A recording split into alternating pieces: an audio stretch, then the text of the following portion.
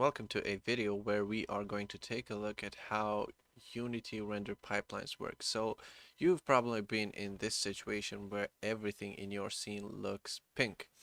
The easiest way of solving this is by clicking in one of these objects and looking at the shader right here. So this is what your shader is rendering, and if it says standard, that usually means you are not using any render pipeline, or you're using the built-in one.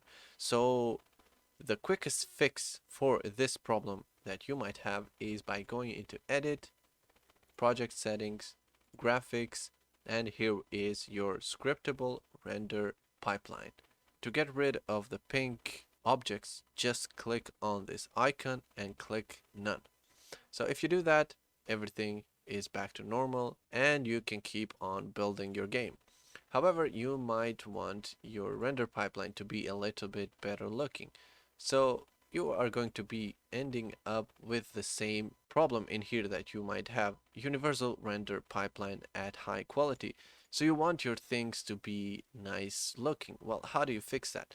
So the easiest way of fixing that is by upgrading these models into universal render pipeline. So this one right here. And as we can see, we just changed some of those objects. But you don't want to do that manually. You don't want to go into each and every single object and change this to lit, then go back into this one, change this to lit as well, then go into each and every one.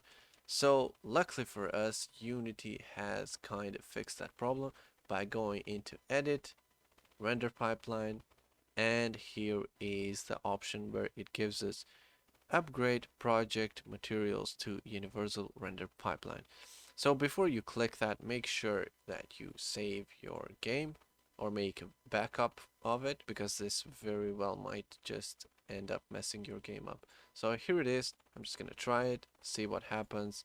I'm gonna upgrade every single object in here, and as we can see, everything is looking nice and well. Now we're kind of missing a sky object, as we can see in here.